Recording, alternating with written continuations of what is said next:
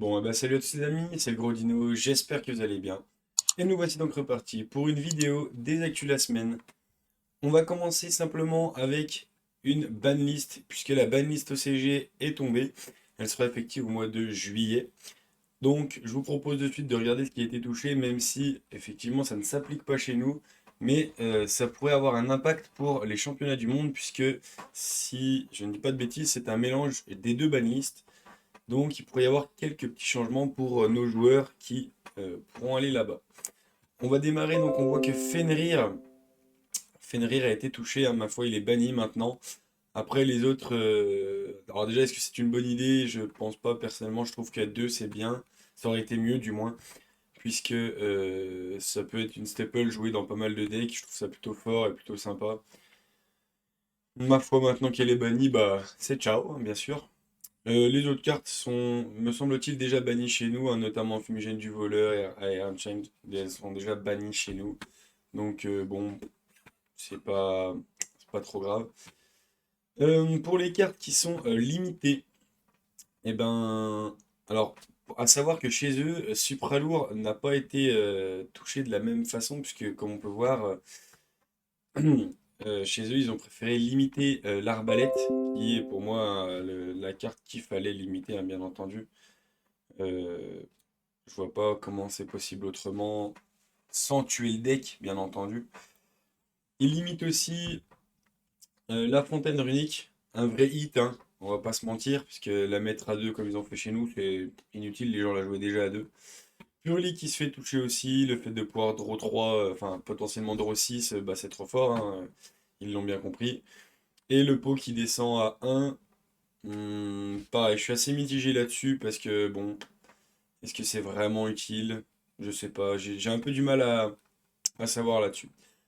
Et après, bah, les autres petites cartes. Lexis, je vais pas dire de bêtises puisque je ne la connais pas. Après, Matmake, c'était touché comme chez nous. Et la dernière, il me semble que c'est une pote artiste. Et bah, pareil, je ne connais malheureusement pas son utilité.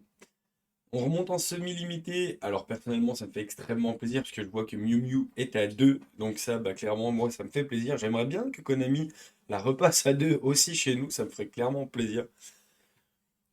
On voit que eh ben, la moto aussi a été touchée en semi-limité. Encore une fois, en fait, eux, ils ont réussi, je pense, à nerfer le deck sans le tuer, sans lui enlever sa Link 1.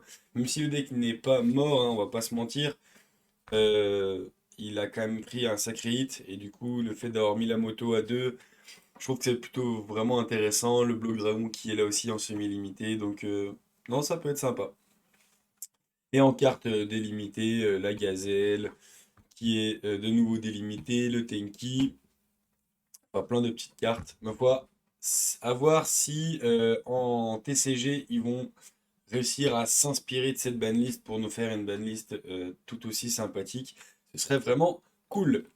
On continue ces actus, les amis, avec des petits playmats qui seront à gagner lors des différents extravaganza en remote duel. Donc là, c'est pour les extravaganza d'Amérique du Nord.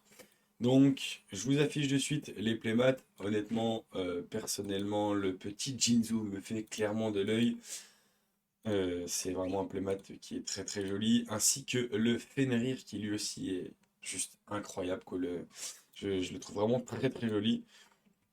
Après, je pense que le Fenrir sera plus pour du remote duel, pour les duels de monstres classiques.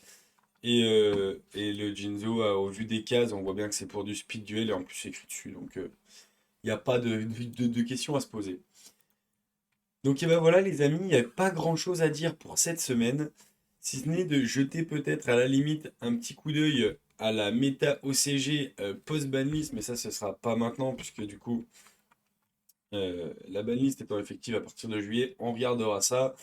Et je vous rappelle qu'il y a aussi le championnat d'Europe qui se déroule ce week-end. Donc, à regarder aussi quel deck va réussir à devenir champion d'Europe. Et en espérant que, je pense honnêtement que Cash et D-Link vont encore arriver assez haut, puisque D-Link a reçu du support récemment. Cash Tira reste encore très très fort. Il a gagné le championnat de France. La finale était d'ailleurs Cash Tira contre D-Link. Donc, à voir ce que ça pourra donner. Sur ce, les amis, on se dit à la prochaine. Allez, ciao!